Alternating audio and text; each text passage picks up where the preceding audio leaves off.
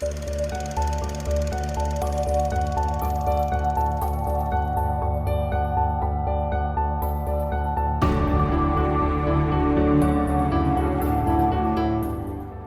I'm Sophie, and I haven't seen a lot of films. Hi, I'm Paul, and I'm here to help with that. And we are SP Film Viewers.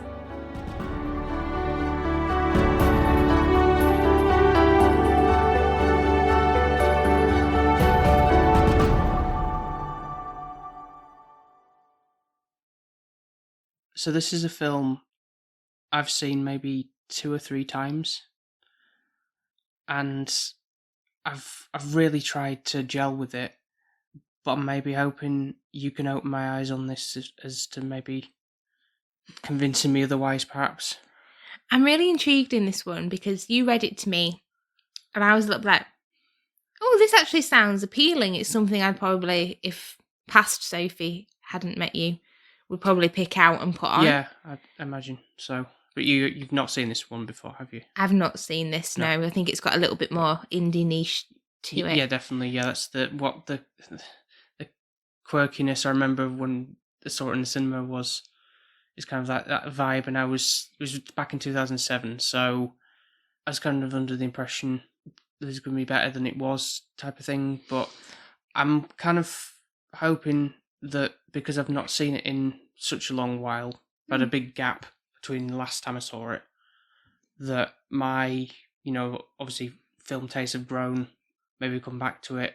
There may be something there like I pick up on that's different than what I remember or recall. But I think it's good to go through some films that you have watched back in the day, maybe hated, and then see if they... And now with your love of film, if it has changed or if it was still the same thoughts. You don't get me wrong, I was just getting into like discovering a lot of more films back then, but obviously it was kind of like a sort of niche genre specifically I was kind of looking into, really, not so much diving into the weird and wonderful as such, kind of straight like mainstream type of films. But obviously from the title you know what the film is called, but for those who don't, or for those who want to hear us say it, the film is Juno, starring Ellen Page and Michael Cera, and it's a little bit of a romance, or maybe not. I don't know. There's some sort of love element, because I wanted to tie into the fact that it'll be Valentine's Day on Monday or whenever, the 14th, Yeah. So by the time this episode comes out, obviously we'll have had that. But you wanted for Valentine's weekend something nice. Yeah. To put on. I don't know if this kind of... it's probably from the list of when I was going through, like, what do you want to put on for the things you haven't seen on the little checklist I've got. And you're like, I wanted to do this because at some point anyway, because I wanted, like I just explained earlier, wanted to see what your thoughts on it really, and recording it for the podcast, and then giving my almost like, right, this is my final thoughts of what I think of this, because I don't think whether I'd see it again or whatever, or something like that. Well, don't follow it off that quickly. You might in the end really like it. It might become your favourite film by the end of this. I've got a feeling not. I'm surprised really, because it's like, this is quite interesting because it's intriguing me to know why you don't like it and if I'll like it or not. I do think though it's definitely more lighthearted than what we have been doing, so I'm hoping that is the case. Oh, no doubt.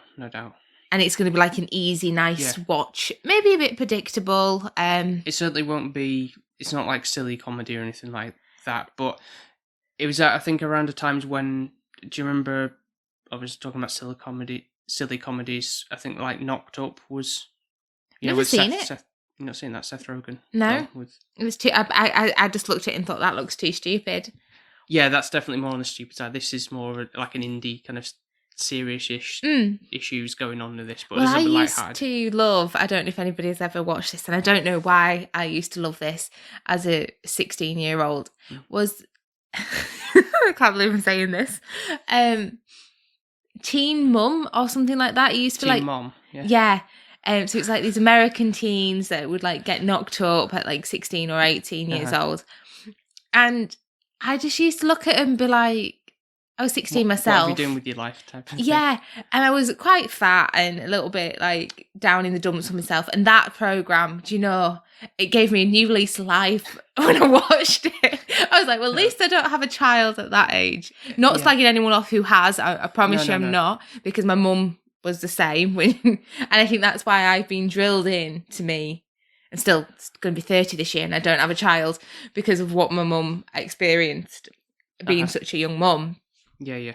So, yeah, I think I don't know if that'll bring a little bit of that back up for me. I'm not sure. Possibly, but I'll read the little synopsis from we've got here on my phone to give you an insight of what it kind of expect, but you may already know. So we've got social misfit Juno protects herself with sarcastic wit, but her unplanned pregnancy has the teen getting more involved in the lives of her baby's adoptive parents than she expected. That is going to be the case, isn't it? That's always, people say, it's always the challenge of in-laws is, you know, or not even, I know they're not married, but kind of if you have a baby, that's going to, obviously, it's their grandparents, isn't it? You're going to want to see it. What do you mean, sorry? Oh, so it's not actually her baby. Sorry, no, adopted. She's having the baby, but she's putting it up for adoption. That's just... I'm sorry. I already dislike her now. Oh, okay. That turned fast. I thought she was going to be daily struggles of being a teenage mother, not kind of being, I don't want it. Well, shouldn't have had sex then. Right, okay. Right, well, this will be interesting then. I reckon. Or you should have used something. Right. Sorry, shouldn't be a sex ed kind of thing, but that's my thoughts. Like, if my child came home, if I had one, and she's like, Mum, I'm pregnant. It's like, well, there's not what you can do about it. You're just going to have to keep it now. Should have closed your legs. Fair point. Your problem. It's going to be there for a good chunk of your life. Yep. Such a cow bag. Right, should we go watch it?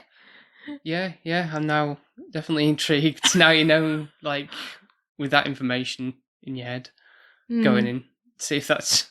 I don't know, I feel like, I get anybody's reason might be that they have to put a child up for adoption, and that's understandable, but if it's for a reason that you can't look after that child, where I'm pretty sure she would be more than capable, because just imagine the knock-on effect that child now is going to have.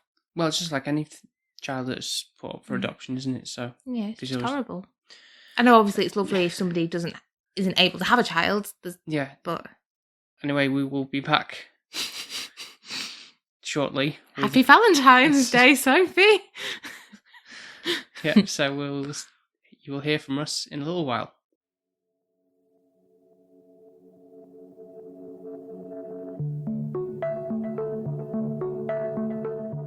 Well, if it isn't McGuff the crime dog. Back for another test? I think the first one was defective. The plus sign looks more like a division symbol, so I remain unconvinced. Third test today, Mama Bear. Your ego is prego. No doubt about it. It's really easy to tell. Is your nipples real brown? Yeah, maybe your little boyfriend's got mutant sperms and knocked you up twice. Silencio, old man.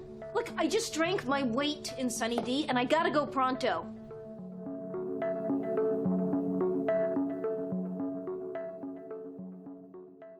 And we're back. And sad to say, my opinion has not really changed much from the previous watches I've seen in this film. Gonna go straight with that because no spoilers or anything there, Paulie. There's no point in denying it. I just had that mindset going in again, but I think so. I tried again for the fourth time or third or fourth time, but I just can't get round the appeal of this. Not film. even Paulie Bleeker, you as a character. Well, just because of the name similarity. Paulie.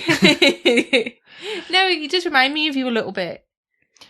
Like a little kind of shy little character. Like you as a younger boy. He's kind of believable as that kind of dorky introvert kind of role. But really sweet. But that's what Michael Cera seems to play best as, whereas that wasn't too believable in, remember from Scott Pilgrim, he was obviously that kind of...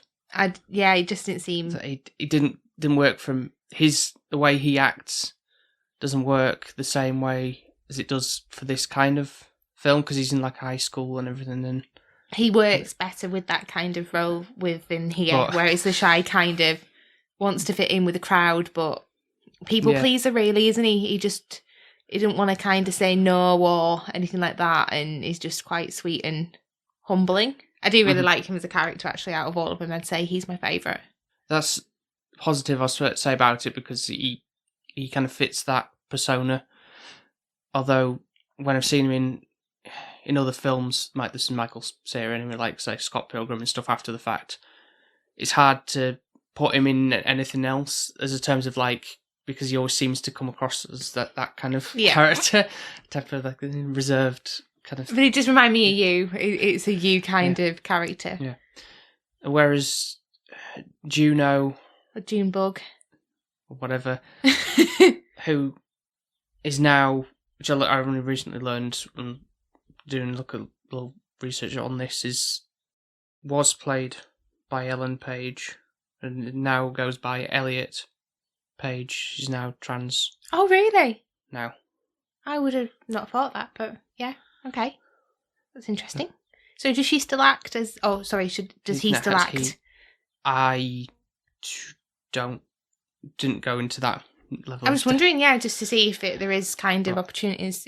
Clearly, when she was acting as a she in this role, she could act, even though her character did great on me. Yeah, definitely did back then, and still does now. She's very cocky and obnoxious. So sure of herself with this, especially for a 16-year-old. Like, seems to have all the knowledge or all the answers of she thinks. She knows everything, and it's like clearly you don't. You're only 16 years old. She's kind of acting a lot older than she's coming across. Really, which is like with all these music tastes and stuff that she's on about and everything. It's stop being trying to be like a super quirky, like indie. And this whole film has had like very much an indie vibe, even from the offset with the opening credits. But that kind of like cut out style animation and like sketchy. Did you not appreciate it? I thought yeah, but I mean, it kind of with the music that's the soundtrack that's plays throughout. It's all just ding, ding, ding, and just like very like twee type of indie music, Blinky Blonky-ish. Yeah, kind of. It's just soft spoken. It doesn't do anything for me. And even now, when my film taste has broadened from back then in 2007, and even my music certainly has from what I was listening to. Just great. Okay, I get it. Well, to be fair, half of the music stuff she were on about, I'm like, I don't know what you're talking about. So that made me feel like, well, am I ill-educated? I'm talking more about the actual soundtrack that was playing when they were just doing stuff, not when she was saying like Iggy Pop and the Runaways and stuff like that and things. That those are okay, fine. I would have had some knowledge of them back then, more knowledge of them now, obviously, but. But all the background, though. Yeah, the background music. That didn't bother me that much, really, to be fair. I kind of didn't even know it was there, to be honest. So it's like that's how much I paid attention to it. Right, okay. So let's dive into the storyline, shall we? Yeah, again, briefly. But... So the first opening bit I thought was quite funny. Do you remember those big bottles of Sunny D that you used to be able to get? I remember that being a big thing back in the day. Yeah, it was like all the rage and everyone's I used to love Sunny D. Sunny D, but it's full of... Apparently, numbers. Did it make you go yellow or something ridiculous? I think there was that. That would not surprise me. I mean, the colour of it. It's not really orange colour, is it? No, it's like my addiction to Mountain Dew. I think I really enjoyed Sunny D back then But they did advertise it like it was good for you. Yeah, because obviously it's vitamin C for oranges and stuff, but it's just a lot of other chemicals and stuff that weren't not. Why do they need to make it so bloody big? Like, I think that's just an Americanism. Ours was big a little cartons. little bit smaller. Yeah, more manageable size. Yeah. So she obviously has intercourse or sex or whatever you want to call it. Prude is that into sexual relations. I'm with wondering that what boy. kind of Yeah. kind of what we should be saying about that. I don't know. So basically, Being she's sexually active is a lot of thing. Yeah. The word that's thrown around. At throughout. 16, though, that is a bit scary, to be fair. And also, it's one of those things where they weren't clever enough to be safe, No. I guess. No, and it comes across that Michael Cera's character, Paulie, was not really ready for it in a sense. He was kind of like, I wouldn't say almost peer pressured, because he was obviously clearly like up for it, but she was, for whatever reason, was more... She's more of the dominant one, isn't she? Yeah, But then he did say he's been waiting for it a while. Yeah, so he's probably like, oh, this is amazing. Yeah, but again, I why, think it's why quite would easily he be- manipulated. I mean, at that age, it doesn't... I mean, speaking for everybody, but it doesn't seem that difficult to think, maybe I should put a condom on. I don't know. Well, no, it's not. But to be fair, I didn't lose my virginity until a lot older. So, not like anciently old, but, it was not in my teens, let's just say that. And I think, to be fair, doing that in your teens, to me, seems a bit daunting. Yeah, certainly that age. I think that seems just really strange. I don't think I'd have been ill prepared for it at 16 years old. Yeah, I certainly wasn't. I mean, not particularly mature at this age in the 30s, to be honest. Sometimes I think, what the hell? But certainly at that age, no way would have been prepared to have something like that occurring in my life and being ready for it. And the thought of just not wearing something, like how anxious you could get, and the fact... Also, how does she have this spare cash to get 3 pregnancy tests? They are not cheap. No. So what's her form of job? Like, how's she getting her money? Because they can cost like £15 more than that a pop. She's probably just wasted like 45, 50 quid on pregnancy tests, unless they're cheaper in America because everyone's just getting knocked up. I don't know. Who knows? It's not cheap over here to get a pregnancy test. And I feel like it's one of those things, then you just pee on it and then it's like, okay, here's your result. And if you're young and you don't want that result, then it's a bit disappointing. You just wasted your money to be disappointed. Yeah, but you need clarification. But the thing is, if you'd worn a condom, if you'd been protected, the condoms are not half as expensive as a pregnancy test. Exactly, I know. I don't know. And you get more in a packet. They're not 100%, protective. Oh, no, don't of tell course, me. But No, they're it's not. a better form of making sure this doesn't happen. Yeah. In terms of pregnancy than anything else. Or the pill, obviously, but... Yeah, if you're double protected, then even better. Yeah, but, yeah. Wow. Yeah, so do you... Obviously, when we did the pre-ramble, you said you thinking you were a bit dubious on like how much you can like sympathise with her. I don't, because she wanted it all. Yeah, and she wasn't smart enough to play If it she safe. was the one who was negotiating it, she could have been in control of that situation, and I think Paulie would have probably done whatever she wanted in that environment she was in. She was the one in control, so if she said, oh, you need to wear this, then he would have probably, being the character he is, would have done. Yeah. Yeah. If she wanted it, then that's kind of like, well, that's the price you pay.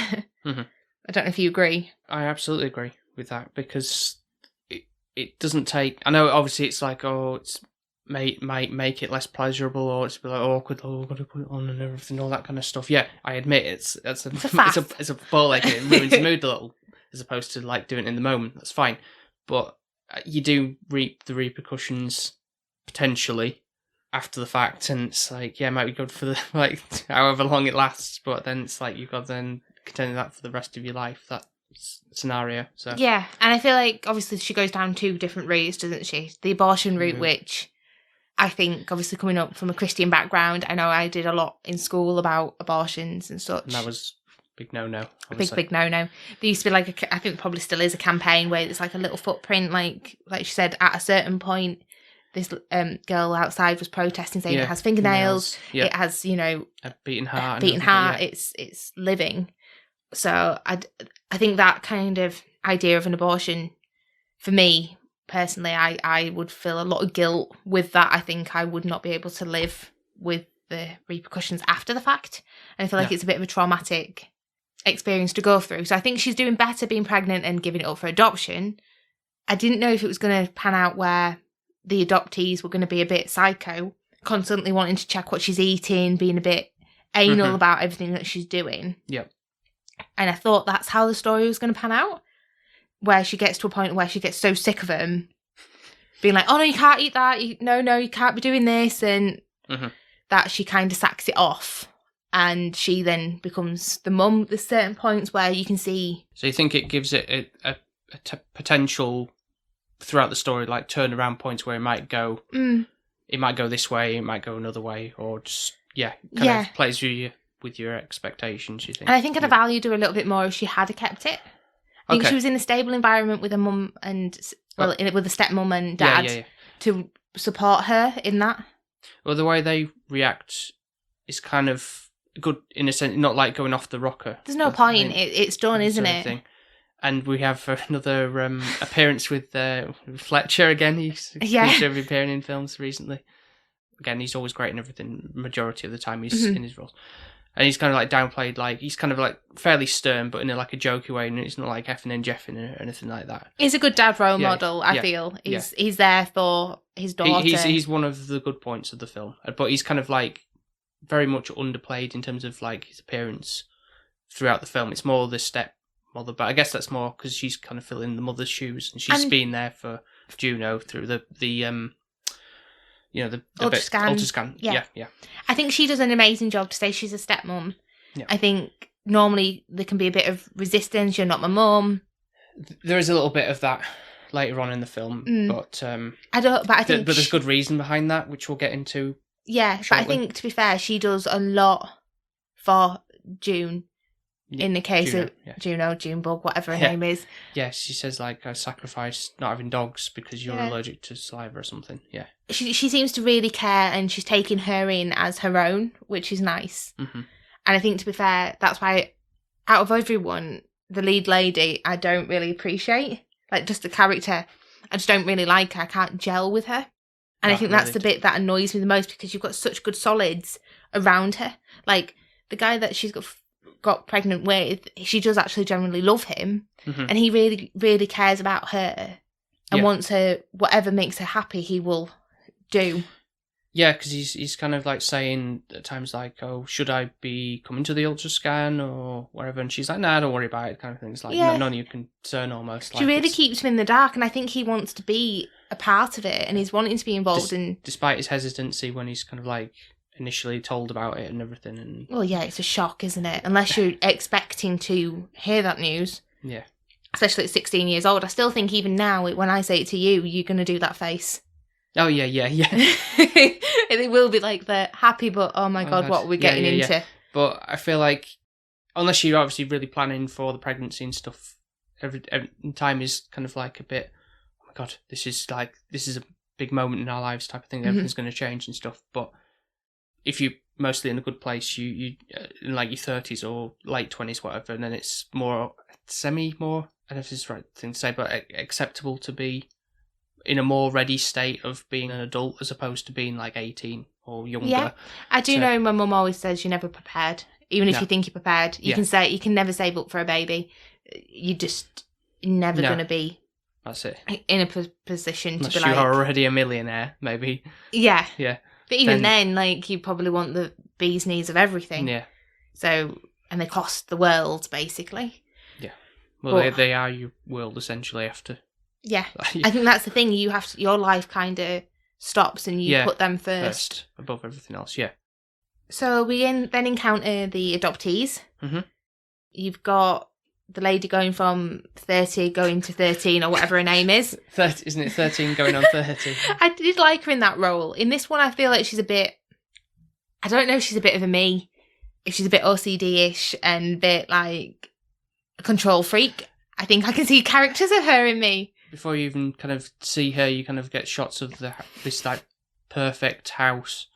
And obviously she's like putting the towels on like a nice railing and doing up a button collar, whatever's on her sleeves, and all like prim and proper, and everything's got to be perfect. And it's like you kind of see that obviously level of class as they're driving to this place out an hour out, wherever. And they're kind of this big, like, what's it, soccer mom car type thing.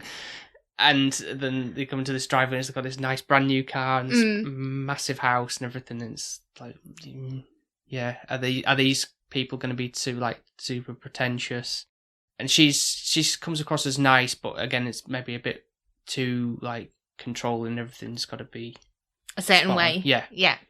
I get that. But I think she just wants this so badly that she doesn't want to mess anything up. Yeah. It's something she's wanted. And I think in this situation, I feel for her the most. Like, the thought of somebody not being able to have a child. And there's many people out there that have a child. Yeah, absolutely. That are not prepared or they don't want it. And I just think it's horrible to think somebody would really want one and can't. Yeah. Like, that's always where I see it. It's like just typical No, how the world I'm all works. for if people want, who can't have a baby and want to raise a child as their own, that's fine. Because obviously every child does deserve a good love home. and be raised well and everything. So. But I think it's just a trauma after the fact. Like, they wanted it to be like an open adoption. And I think that would be the best outcome for any child to know where they come from, because they're always going to yearn to know who their mum or father are. They made it sound like, though, like it was like you did the Dogs Trust. Oh, it's yeah. like, here's some photos of how he's getting on, a little newsletter. Yeah.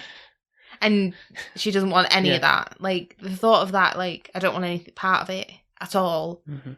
I don't know, how could you not when you've suffered for 9 months, like, being pregnant? I think it's more of the inkling of, like, what if I want to get to know the child and all that kind of Well, what's stuff. wrong with that?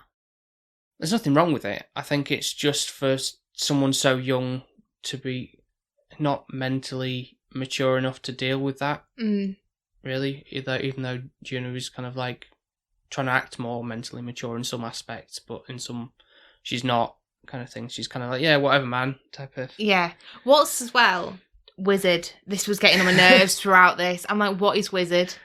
I'm guessing it must have been some kind of alternative, like radical or. Oh, cool. Cool, yeah. I'm like, I can't gel with this. This is really annoying. It's so weird. It's just like a random word somebody's saying. It was getting on my nerves. Yeah. Like, how cool they were trying to be was like forced cool. Like, I'm not cool at all. Like, I'm really not. But I just feel like that was like forced upon me. Mm-hmm. And like, you're trying to be cool and it's just not pulling off. That's what doesn't sit with me either, really. And what also doesn't sit with me is the relationship that sort of developed between Juno and Mark, who is Vanessa's partner, who from the get-go, you can tell he's not enthused about a baby coming to be adopted, and that he's clearly not as enthused as Vanessa is.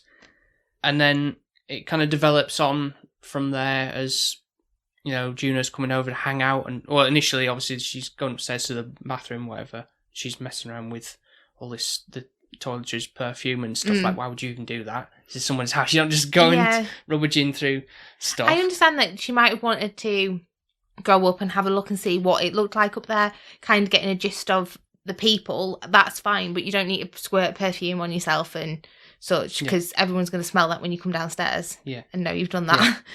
Well, they're also going to know because they start having a little jam session in the room and stuff, and it just gets a bit of a weird relationship, this, doesn't it? Kind of makes me feel a bit uncomfortable. It really does. I don't think I would have trigged. I don't think that was my problem back in the day as such, but definitely is now. The way he worded it, something like, what was it? Hang on. Did he think he was in a relationship with her, or he was going to be in a relationship?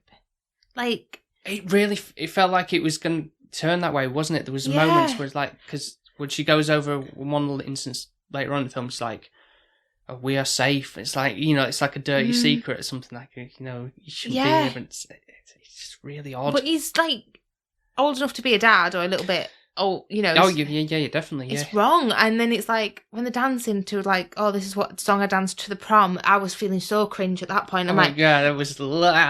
I was like, oh, Vanessa's going to walk in and it's going to be creepy. And then was he actually dumping her, like Vanessa, for Junebug? Like, is that what was going on? Is that what he was hoping? It could have turned that way, but I think it was just genuinely he wasn't mentally prepared for the having a child. I think as well, because And she it's was just- so OCD on it, and that's all she wanted. Impression. She was probably neglecting that relationship she had.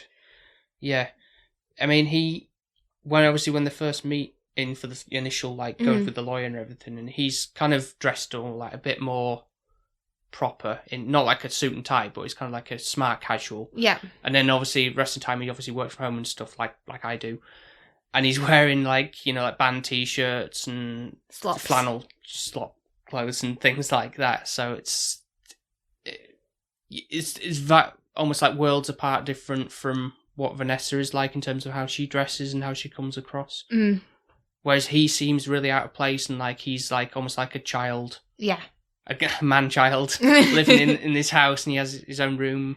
This sounds really bad because it's like... It sounds like you. It sounds like me. It's like, oh my God, am I going to be like this? Am I going to be like worried like for myself? Like, am I going to be like a thing like down the line? Like, oh, I don't want a child. And it's like... Well, if we can have a child, I will smack you, because the fact that I have to go through all of that and then you're like, I don't want one, I'll be like, are you joking me? No, I definitely think, as opposed to him, I'm definitely more certain that I would be more like ready for a child and be more accepting of like, I want to be a good dad and everything like that. Yeah. I think Supposed you're to more he- like Paulie, probably. Yeah. I would say. But I just feel sorry for Vanessa in all of this, actually, even though she's quite anal and she likes everything her way and she wants this to go smoothly. Mm-hmm. She ends up being the character that I kind of feel for the most. Because of how that, you know, all she wants is like the perfect family type of thing. Yeah. Just to be a mum. Whatever. And you see a moment in when she's in like the shopping mall and she's with her girlfriends, and that's considered gay apparently. That I thought that was like, wow, okay, that's where we are now with that. Something you cancel culture. Yeah. This day and age, she's one of her friends has a child and she's like playing with her, and so like, you can just see like that's all she wants. She just really, it's not too much to ask, I guess, but it's, and as well, I think really... she really wants the pregnancy. Like, she is one of those people where she wants to be kind of have a baby shower. She wants all of these things because she can't have it. Yeah. And it's quite, it does play on that bit a bit for me, kind of things. Yeah, I get it. Even though I would love a stork to come and bring mine. Like, if I didn't have to give birth. Because that scene, I'm like, no.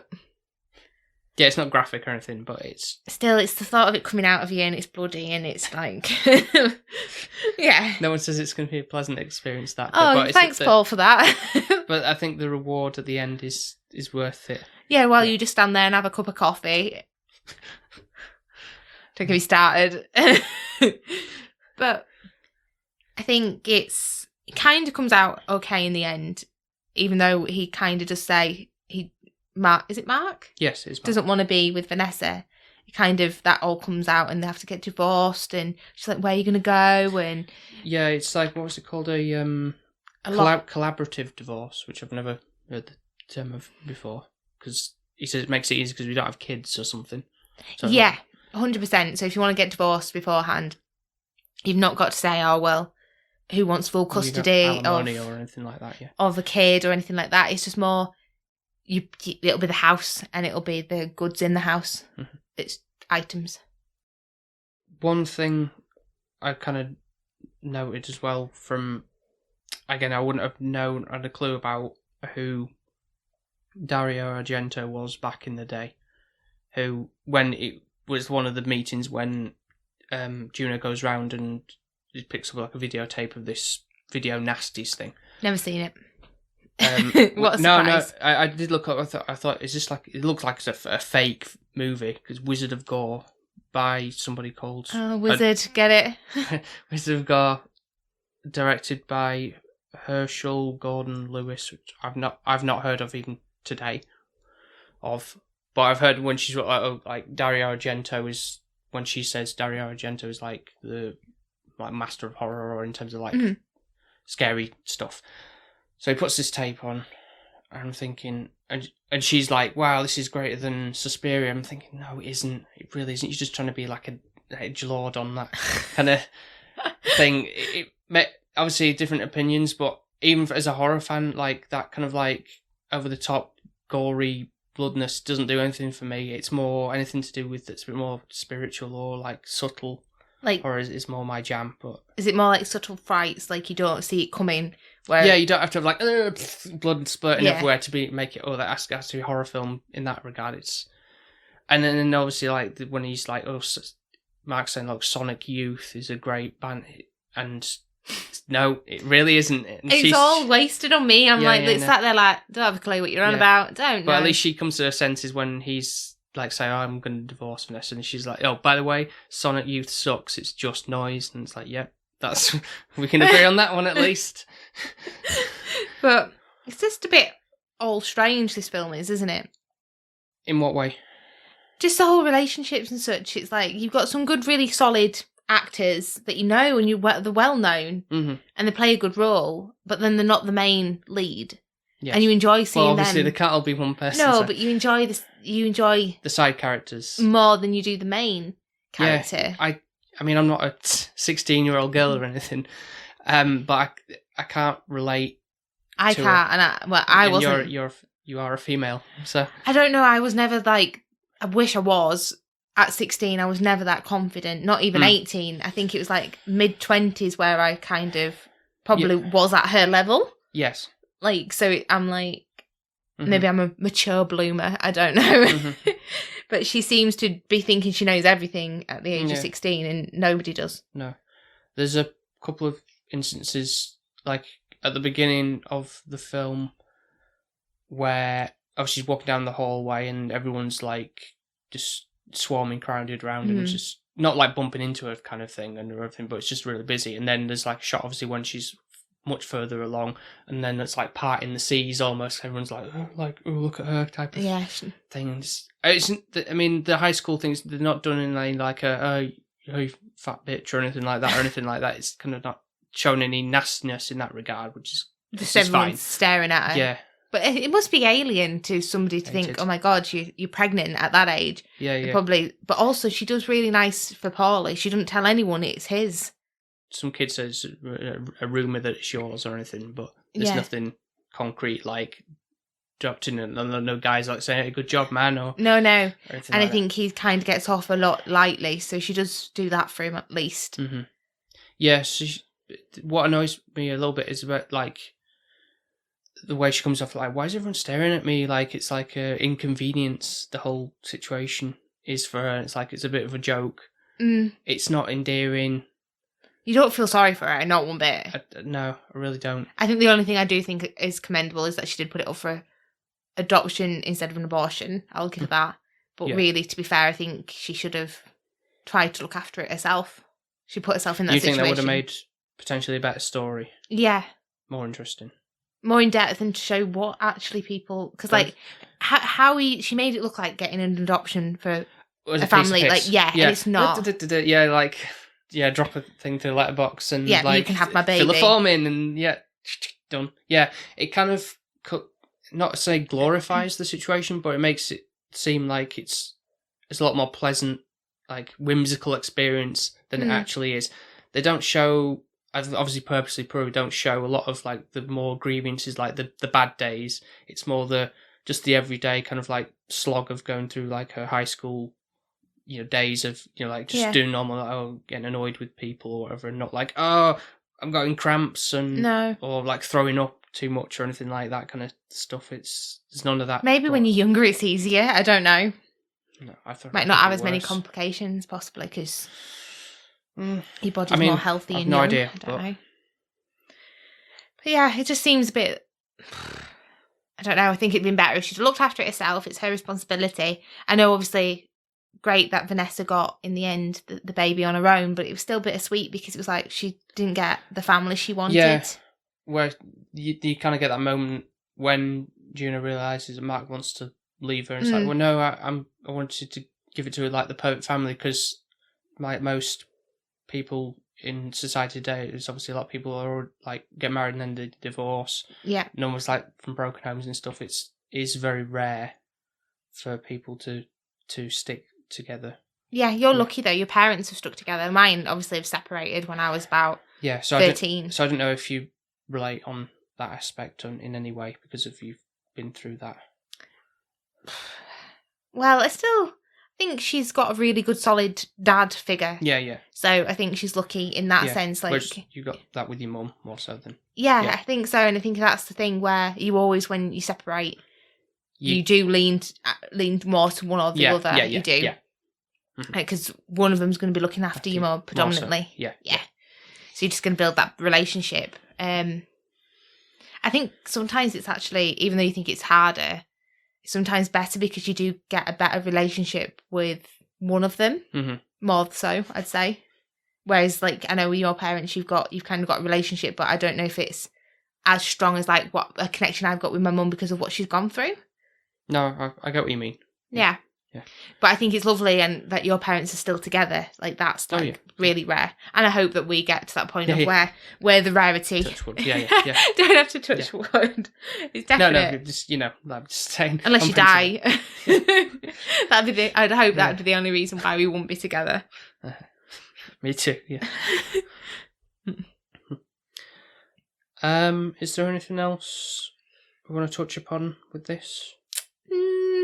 The only other thing that made me cringe was thinking the teacher was hot, Keith.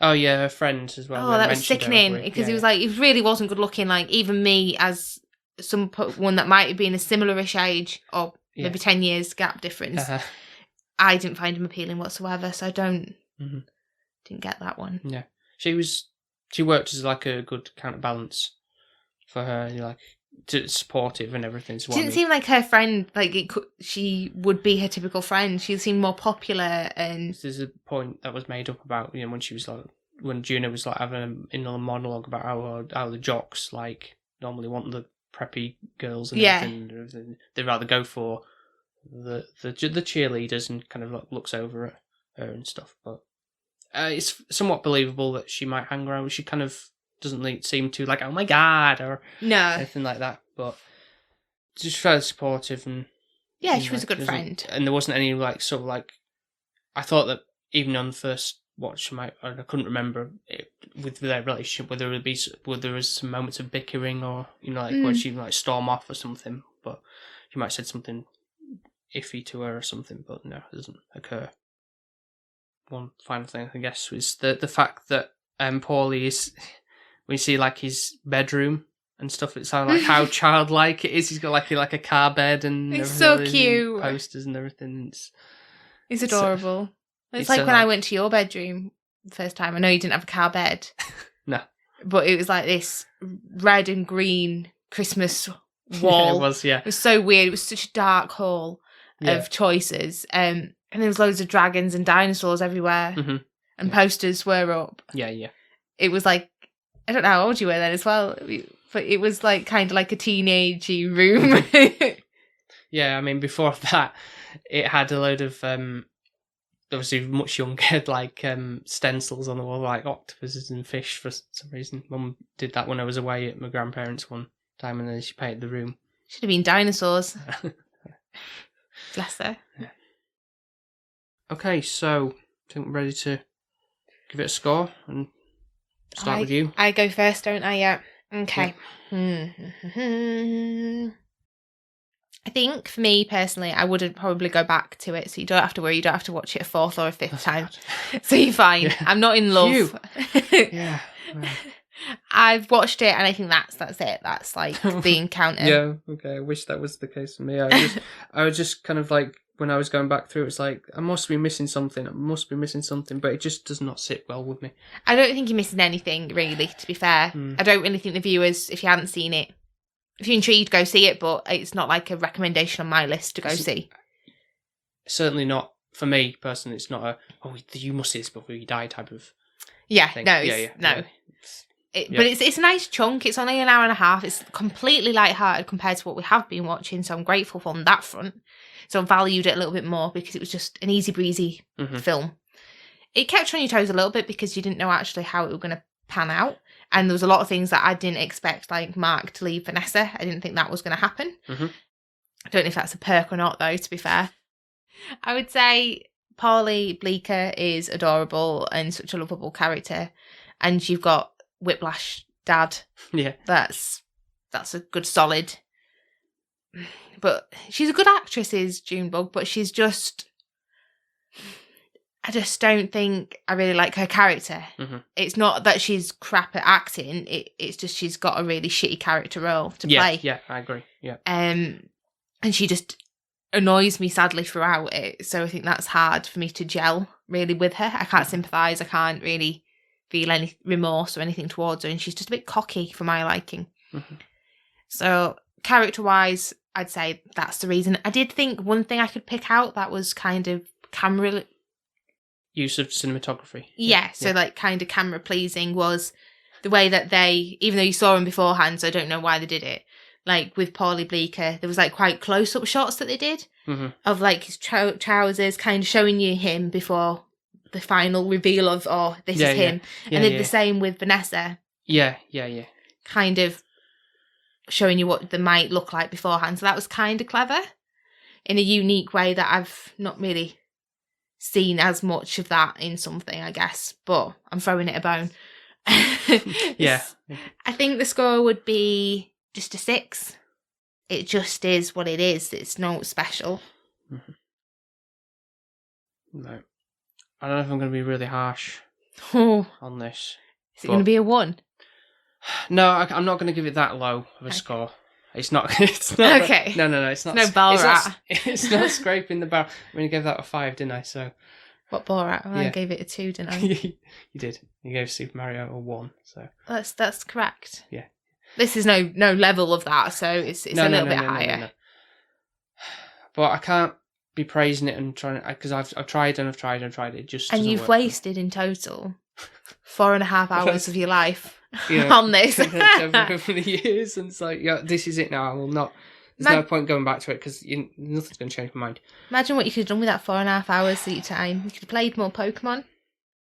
That in itself sometimes is a time waste in terms of like I would just replay the same ones over and over. But yeah, you get more. At least you enjoy it. Yeah, exactly. It's about enjoyment, and there's nothing that enjoyable for me. And the characters, for the most part, are a bit irritating. In just how the personalities are in one way or the other, especially Juno's, really. It's just, I can't. And Mark's, especially more this time. I forgot about him, yeah. True. How he acts. He's got a level of smugness to him sometimes, and it's all like almost like kind of gormlessness when he's kind of like speaking to Vanessa and stuff, like he's like, what kind of thing going on to him. I don't know, he just...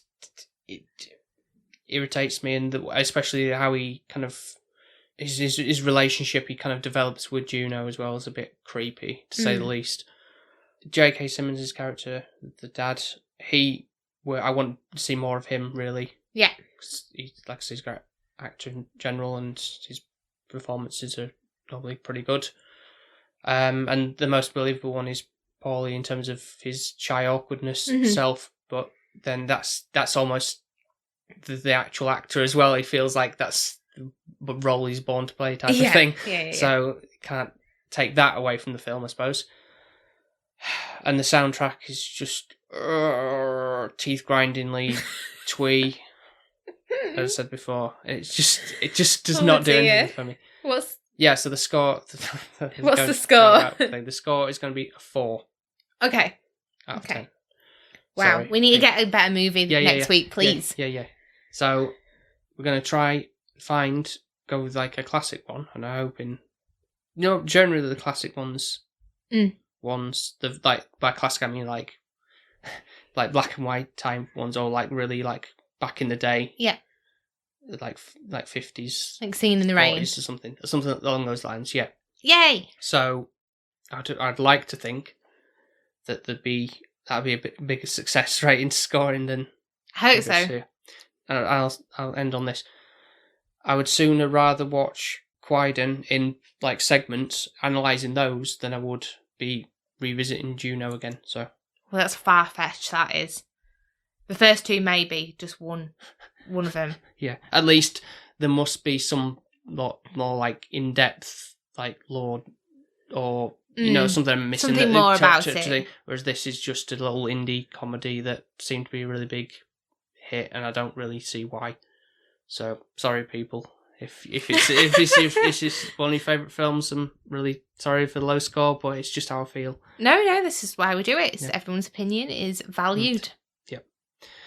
So, with that being said, if you want to listen to some other episodes of ours, you can find us on Apple Podcasts, Spotify, Podbean, Good Pods, Podchaser, and pretty much wherever else you might get your podcasts from.